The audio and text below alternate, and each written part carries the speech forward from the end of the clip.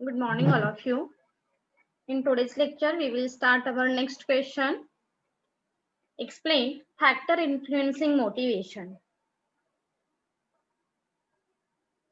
In last lecture, we was learn what is motivation, explain features of motivation and importance of motivation. Okay, so now we'll learn explain factor influencing motivation. Motivation हे का important आहे हे आपण organisation point of व्ह्यूने learn केलेलं आहे. So organisation मध्ये कोणते factor motivation करण्यासाठी इम्पॅक्ट करतात ह्या बेसवरती हा क्वेश्चन असणार आहे. So factor are classified into two category, financial factor and non financial factor. So first of all we learn financial factor. So first point, salary or wages. This is one of the most important motivating factor in an organization.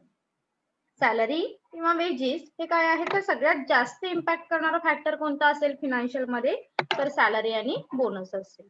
So the employees must be paid at the reasonable salary on a time. म्हणजे जेव्हा आपण मोटिवेशनला importance देतो फक्त एम्प्लॉईजला orally motivation करून तो employees motivate होणार आहे का हो तर नक्कीच नाही. So first of all we provide reasonable salary to the employees. So एम्प्लॉईजला आपल्याला काय करावं लागेल त्याच्या वर्क प्रमाणे जी सुटेबल सॅलरी आहे रिझनेबल सॅलरी आहे ही प्रोव्हाइड करावी लागेल. Further salary must be revised periodically to meet the cost of living. आणि जी सॅलरी आपण प्रोव्हाइड करतो ही काय केली पाहिजे तर ऑलवेज इन्क्रीज केली पाहिजे. जे काही तुमचे इन्क्रीमेंट ठरलेले आहेत इयर वाईज जे काही असणार आहे किंवा पिरियडिकली ही रिवाइज करणं सुद्धा तितकंच महत्वाचं आहे because these are affect on motivation. Okay. Second point bonus. Bonus refers to the extra payment over and above salary given to the employees. तर बोनस म्हणजे काय म्हणतो की आपण काय करतो जेव्हा employees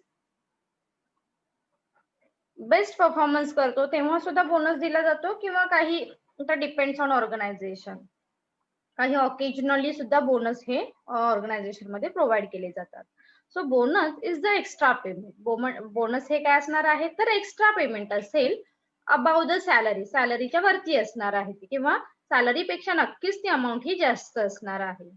so bonus act as an incentive to perform better. जेव्हा आपण बोनस प्रोव्हाइड करतो तेव्हा नक्कीच एम्प्लॉईचा परफॉर्मन्स हा बेटर असणार आहे like in output. So it is the link to profitability and productivity of the organization. आणि नक्कीच तुमच्या बोनसचं रिलेशन किंवा हे कुठे लिंक होऊ शकतं as the result increase the profitability and productivity of the organization. Okay. Third, allowances. Allowances is also very important factor directly influence on motivation. So here the employees must be given various allowances. म्हणजे इथे आपल्याला काय करावे लागणार आहे तर काही compulsory म्हणतो कारण याच्या आधी आपण लर्न केलेलं आहे some we provide some monetary facility to the employees as well as non monetary facility to the employees. So ह्या monetary मध्ये जी असणार आहेत allowances like a financial. So these are includes house rent allowances, leave travel allowances, educational allowances and so on. म्हणजे अशा टाइपचे जे काही allowances आहेत हे आपण as a part of motivation म्हणून एम्प्लॉईजना प्रोव्हाइड करणं महत्वाचं असणार आहे. Next, incentive. So the organization may provide incentives such as the medical allowances, travel allowances, gift, fringe benefits, redeemable voucher and so on. आणि काही as a incentive part of व्ह्यूने सुद्धा तुम्हाला एम्प्लॉईजला काही फॅसिलिटी प्रोव्हाइड कराव्या लागतील. मग त्या मेडिकल असतील, ट्रॅव्हलिंग असेल, गिफ्ट असेल, फ्रिंग बेनिफिट्स असतील, रिडीमेबल व्हाउचर असतील. So these to motivate the employees to put their best effort. आणि नक्कीच जेव्हा आपण ह्या फॅसिलिटी प्रोव्हाइड करतो तेव्हा एम्प्लॉईज काय करेल तर त्याचे बेस्ट कसे देता येईल किंवा त्याचे आउटपुट हे बेस्ट ऑटोमॅटिकली काय होणार आहे तो देऊ शकेल. Next point is special incentive. आणि जे काही आता आपण बघितले कॉमन इन्सेंटिव्ह असतातच पण याच्या व्यतिरिक्त स्पेशल इन्सेंटिव्ह जर आपण एम्प्लॉईजला दिले तर अजूनही त्याच्या परफॉर्मन्स मध्ये इम्प्रूव्ह आपल्याला बघायला मिळेल. तर ते कोणते आहेत बघा. At time an organization also provide special incentive such incentive are given to deserving employees. It's very important thing. Special incentive आपण सगळ्याच एम्प्लॉईजना देतो असं नाही. कोणाला दिली जातात special incentive? Those are deserving candidate or those are deserving employees. आता तो डिझर्विंग कसा असेल तर त्याने ऑर्गनायझेशनला व्हॅल्युएबल परफॉर्मन्स हे दिलेले असणार आहे. सो पुढे काय सांगितलेलं आहे बघा, to deserving employees for giving valuable suggestion, performance bonus or for a special effort on the part of employees. आणि काही बऱ्याच वेळी आपण एम्प्लॉईच्या सजेशनमुळे सुद्धा ऑर्गनायझेशन मध्ये एखादा चेंज येतो. सो असे जरी काही एम्प्लॉईजने सजेशन दिले आणि काही चेंज, पॉझिटिव्ह चेंज आला, फेवरेबल चेंज आला, तर ॲज आपण स्पेशल इन्सेंटिव्ह त्याला प्रोव्हाइड करू शकतो. सो परफॉर्मन्स बोनस मधून आपण देऊ शकतो. और द स्पेशल इफोर्ट, जर त्याच्या स्पेशल इफोर्ट्स मधून ऑर्गनायझेशनला जर प्रॉफिट होत असेल तर नक्कीच आपण काय करणार आहोत, here we provide special incentive to the deserving candidate or to the deserving employees. Then next point is stock option. This is the practice by which the employees receive to share on preferential basis which result in financial benefit to the employees. आता हे stock option हे कशासाठी असणार आहे तर share on preferential basis.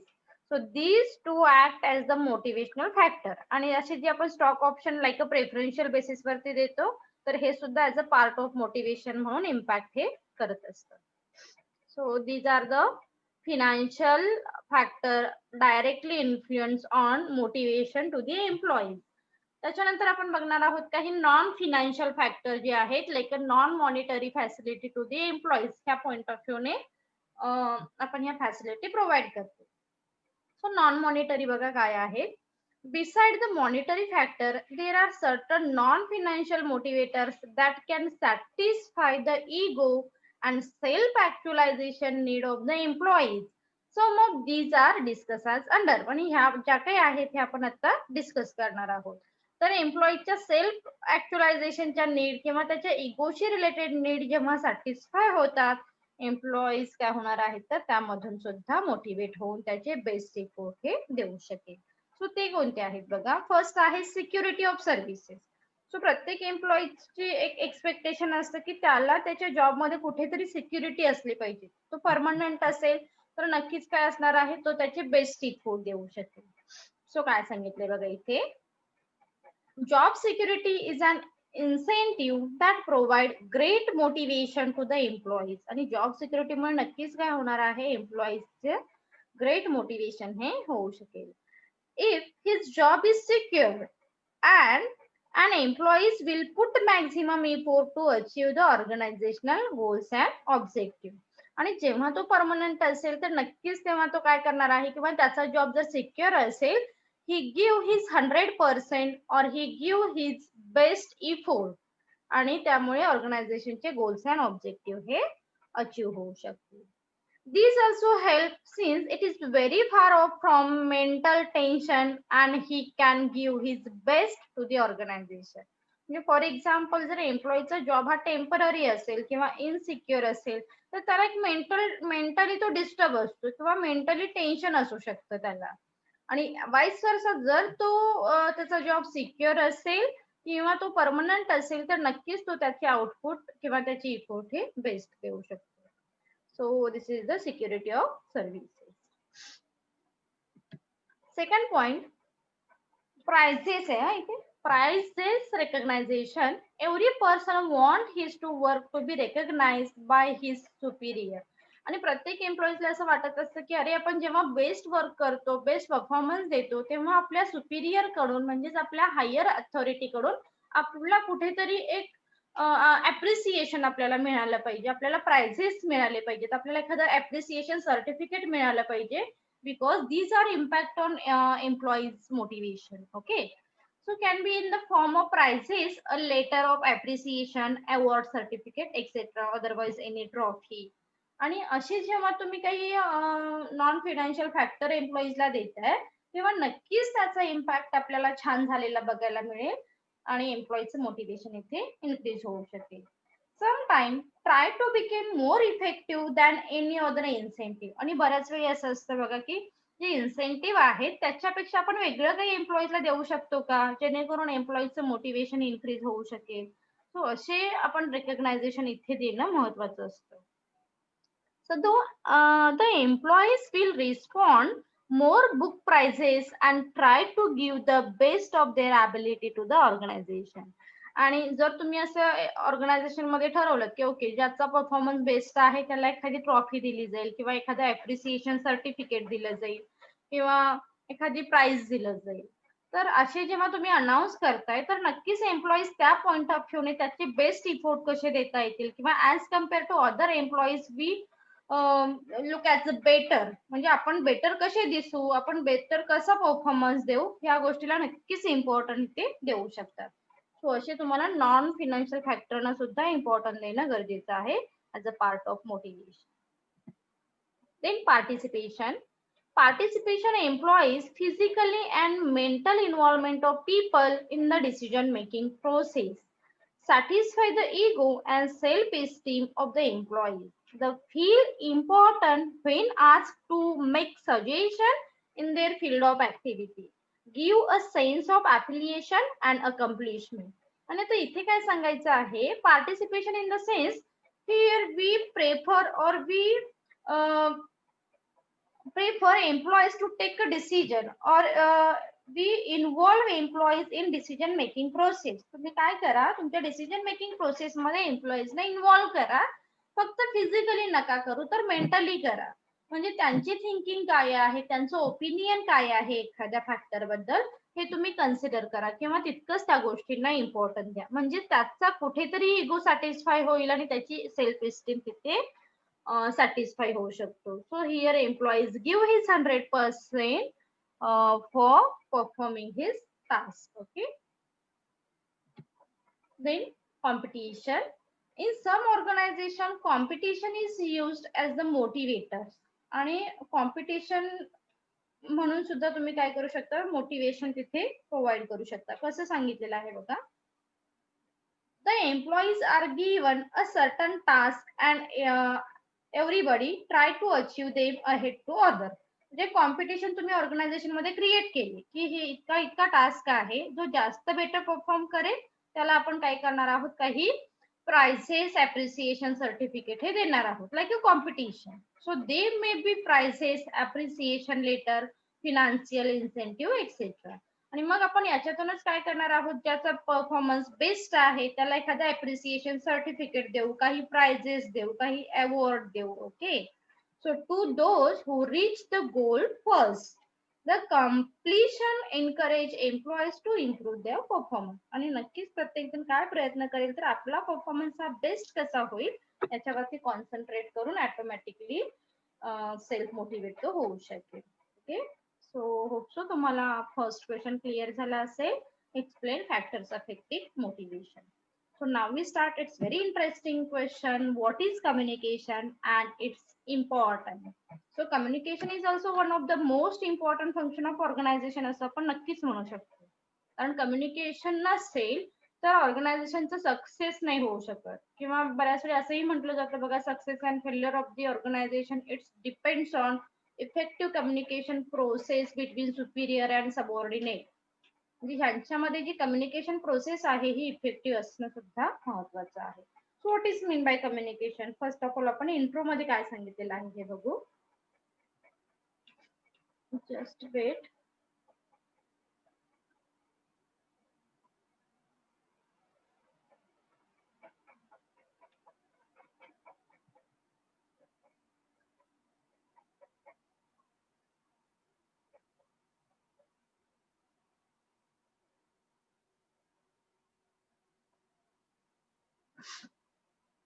Communication is a fundamental to the existence and survival of the human as well as organization.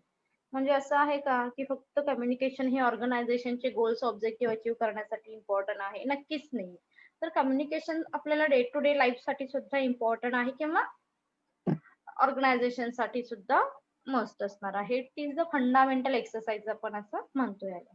So it is the process of creating and sharing ideas, information, view, fact, feeling, etc.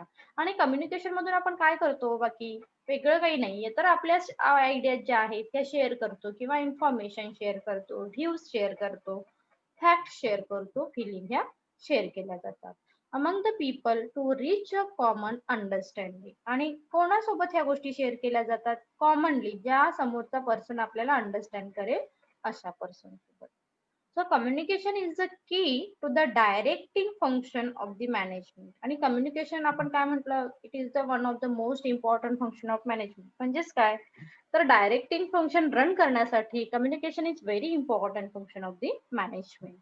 A manager may be highly qualified and skilled, but if he does not possess good communication skill, all his ability became irrelevant. काय सांगितलेलं आहे बघा, it's very important thing. जर तुम्ही वेल qualify आहात, तुमच्याकडे खूप skill आहे आणि तुम्ही कम्युनिकेटच नाही झालात, तर तुमची स्किल ॲबिलिटी ही कशी आहे, इररिलेव्हंट आहे, काही उपयोगाची नाही असं म्हणू शकतो आपण नक्कीच इथे. A manager must communicate his direction effectively to the subordinate to get the work done from them proper. आणि जर तुमच्यामध्ये गुड कम्युनिकेशन स्किल असेल तर नक्कीच काय होणार आहे, we can easily communicate or effectively communicate to his subordinate and we achieve our work. Okay, so important of communication. First, the basis of coordination. The manager explain to the employees the organization goals, modes of the achievement and also the interpersonal relationship among them. These provide coordination between various employees and also department. Thus, communication act as a basis for the coordination in the organization. The simple thing, जर तुम्हाला तुमच्या coordination फंक्शनला importance द्यायचं असेल आणि तुम्ही काहीच communicate नाही केला, तर आपलं कोऑर्डिनेशन अचीव होईल का, हो सक्सेस होईल का? नक्कीच नाहीये. तर इथे काय सांगायचं आहे, the basis of coordination. Coordination साठी काय महत्वाचं आहे, communication is very important for effective coordinating activity. Okay, because communication build a good relationship or harmonious relationship between employers and employees or superior and subordinate or department. Okay, प्रत्येक department मध्ये coordination आणण्याचं काम, एक good relationship करण्याचं काम कम्युनिकेशनच्या under केलं जाऊ शकतं. Then fluent working. A manager coordinates the human and physical element of an organization to run it smoothly and effectively. जर तुमचं कम्युनिकेशन बेस्ट असेल, इफेक्टिव्ह असेल, तर तुमचं वर्क हे कसं असणार आहे, फ्लुएंटली होईल, स्मूथली होईल, इफेक्टिव्हली होईल असं सांगितलं जातं. So this coordination is not possible without proper communication. It's very important.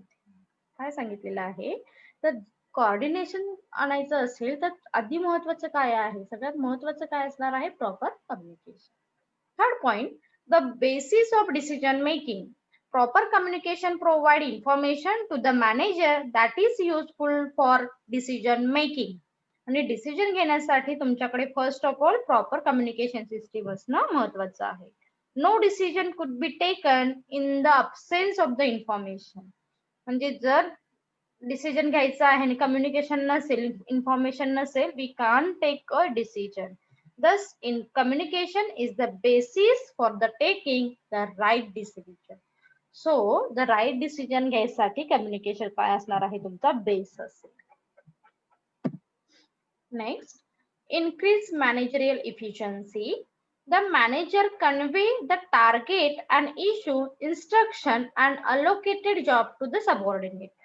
हे कशामुळे शक्य होतं, तर आपल्या कम्युनिकेशनमुळे. We can easily communicate or we can easily convey our message to the target person like employees. म्हणजे प्रत्येक एम्प्लॉईजला आपलं टार्गेट आपण काय करू शकतो, इझिली कम्युनिकेट करू शकतो, इझिली कन्वे करू शकतो.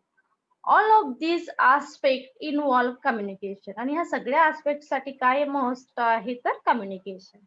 Thus, communication is the essential for the quick and effective performance of the manager and the entire organization. Communication हे essential असेल for the quick and effective performance, right? Then increases cooperation and organizational peace. The two-way communication process promote cooperation and mutual understanding amongst the worker and also between them and the management. म्हणजे communication हे फक्त one way असलं पाहिजे असं one way असूच नाही. Communication हे कसं असायला हवं तर two way communication. It's very important thing. तुमच्या परफॉर्मन्स साठी हे महत्वाचं आहे, बेस्ट परफॉर्मन्स साठी. This leads to less friction and thus leads to industrial peace in the factor and efficient operation. Efficient operation साठी here need to two-way communication process and prompt communication process. Boost morale of the employees. Good communication help the worker to adjust to their physical and social aspect of the work. आणि good communication काय करणार आहे तर good communication help to worker to adjust. It's very important thing to adjust to the physical and social aspect of the work. म्हणजे आता आपल्याला माहिती आहे की आपण वेगवेगळ्या कल्चरल मधून बिलॉंग करतो. तर प्रत्येक कल्चरला किती इम्पॉर्टंट द्यायचं, कुठे डिस्टन्स ठेवायचा, कितपत आपण एक छान गुड कॉर्डियल रिलेशनशिप बिल्डअप करायचं, हे कशामुळे पॉसिबल होतं तर गुड कम्युनिकेशनमुळे. It also improve good human relation in the industry. आणि कम्युनिकेशन मुळे नक्कीच ऑर्गनायझेशन मध्ये एक गुड रिलेशनशिप बिल्डअप होऊ शकतं.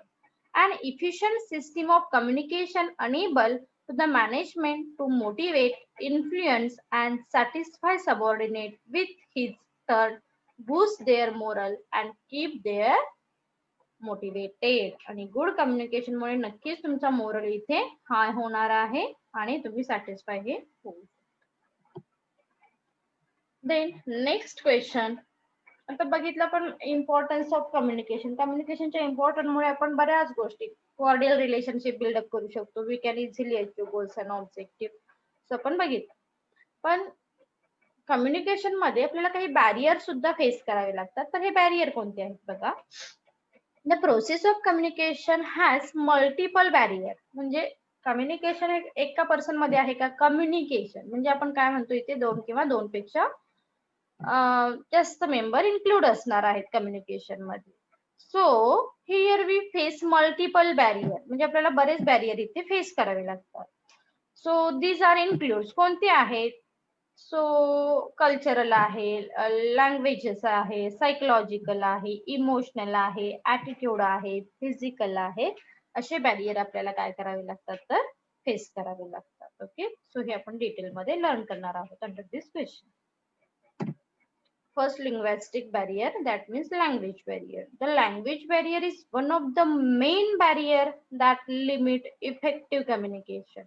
आणि तुम्हाला इफेक्टिव्ह कम्युनिकेशन करायचं आहे पण समोरच्या पर्सनची, सेंडरने रिसिव्हरने सेंडरची लँग्वेज जर अंडरस्टूड नाही केली तर ते इफेक्टिव्ह कम्युनिकेशन नाही होऊ शकत. So language is the most commonly employed tool of communication. The fact that each major region has its own language. आणि प्रत्येक रिजनचे काय आहेत वेगवेगळे लँग्वेजेस आहेत. So one of the barrier to effective communication. Sometimes even this dialect may render the communication ineffective. आणि जर आपल्याला समोरच्या पर्सनची लँग्वेजेस अंडरस्टूड नसेल तर मात्र तुम्हाला इथे बॅरियर, लँग्विस्टिक बॅरियर हे फेस करावं. Psychological barrier. There are various mental and psychological issues that may be barrier to effective communication. The language आहे क्लिअर आहेत एकमेकांना, we can easily understood our language. But तुम्ही मेंटली जर डिस्टर्ब असाल, physically fit नसाल तरी सुद्धा तुमच्या कम्युनिकेशन मध्ये बॅरियर हे येऊ शकतात. So some people have stage fear, speech okay disorder, phobia, depression etcetera. So यामुळे काय होऊ शकतं तर तुम्ही सायकोलॉजिकल बॅरियर हे फेस करू शकताय. So all these conditions are very difficult to manage sometime and will mostly certainly limit the ease of communication. म्हणजे काय सांगितलं जातं तर समोरचा सेंडर रिसिव्हर हे थोडेसे एका म्हणजे डिस्टन्स मध्ये नाहीयेत असे म्हणू आपण. कुठे ग्लोबलाइज आपण कुठेही आहोत किंवा कम्युनिकेट करतो आहोत आणि समोरच्या पर्सनची मेंटॅलिटी काय आहे किंवा त्याची मेंटल सिच्युएशन काय आहे, फिजिकली तो काय आहे हे आपण क्लिअर नाही करू शकत. सो ह्यामुळे तुमच्या इफेक्टिव्ह कम्युनिकेशन मध्ये बॅरियर हे येऊ शकतं. Third, emotional barrier. The emotional IQ of the person determine the AC and comfort with his they can communicate. Emotional question असं म्हटलं जातं. A person who is emotionally mature will be able to communicate effectively. Simple thing. जर एखादा person emotionally mature आहे, we can easily communicate such types of person. अशा व्यक्तींबरोबर आपण easily communicate करू शकतो आणि ते कम्युनिकेशन हे इफेक्टिव्ह होऊ शकतं. On the other hand, people who let their emotion take over will face certain difficulty. आणि जर एखादा पर्सन इमोशनली काय म्हणतो आपण, तो जास्त इमोशनल असेल, तर अशा इमोशनल पर्सन सोबत कम्युनिकेशन करताना पण बऱ्याच डिफिकल्टी ह्या फेस करू शकतो. So this is called the emotional barrier. Then physical barrier to communication. They are two most obvious barrier to effective communication. These barrier are mostly easily removable in principle at least. पण हे जे काही आहेत आपण काय करू शकतो, physical barrier at least remove करू शकतो. दिस इन्क्लूड्स, तर फिजिकल बॅरियर मध्ये काय आहेत, noise, close door, faulty equipment, use of communication, okay, close cabin etcetera. म्हणजे या पॉइंट ऑफ व्ह्यूने आपण काय करतो, तर थोडेसे हे बॅरियर रिड्यूस करता येऊ शकतात. Sometime in the large office, the physical separation between various employees combined with faulty equipment may result in several barriers to effective communication. पण जर तुमच्याकडे इक्विपमेंटच थोडेसे डॅमेजेबल असतील, तर काय होऊ शकतं, काही असे बॅरियर हे आपल्याला फेस करावे लागू शकतात. ओके, फिजिकल बॅरियर म्हटलेलं आहे. Cultural barrier of communication. And the world is getting more and more globalized. Any large office may have people from several part of the world. म्हणजे एक ऑफिस मध्ये एकाच कल्चरल मधून बिलॉंग करणारे person असतील असं नाही. आपण वेगवेगळ्या रिजन मधून आहोत, रिलीजन मधून आहोत. ओके, सो प्रत्येकाची हॅबिट, प्रत्येकाची dressing style, understood food, drinking, हे सगळं कसं आहे तर डिफरंट आहे. That is why here we face cultural barrier in effective communication, right. Then organizational structure barrier. As we saw, there are many methods of the communication at an organizational level.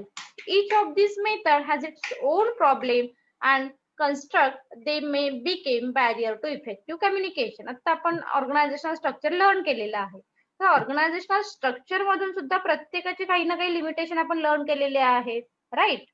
So हे जे barrier आहेत हे आपल्याला face करावे लागतात organisational structure point of व्ह्यूने. मग यामध्ये आपण line and staff communication learn केलं, मॅट्रिक्स ऑर्गनायझेशन लर्न केलं. This is the organisational structure. So हे सुद्धा आपण काय करू शकतो, इन अ कम्युनिकेशन प्रोसेस मध्ये ऍज अ बॅरियर म्हणून फेस करावे लागतात. And last point, attitude barrier. Certain people like to be left alone. They may the introvert or just people who are not very social. Other like to be social or sometimes extra clean. Both these case could become a barrier to the communication. आता बघितलं आपण प्रत्येकाच्या attitude वरती, ego वरती effective communication हे dependable असतं. So some people have attitude issue like huge ego. म्हणजे ज्यांना जास्त इगो असतो अशा पर्सन सोबत आपण इफेक्टिव्ह कम्युनिकेशन करू शकतो का? हो, नक्कीच नाही. सो असे बॅरियर आहेत हे आपल्याला इफेक्टिव्ह कम्युनिकेशन मध्ये फेस करावे लागतात, राईट. होप सो तुम्हाला आजचे तिन्ही क्वेश्चन क्लिअर झाले असतील. जर काही डाऊट असेल तर तुम्ही मला कमेंट सेक्शन मध्ये विचारला तरी चालेल. थँक्यू.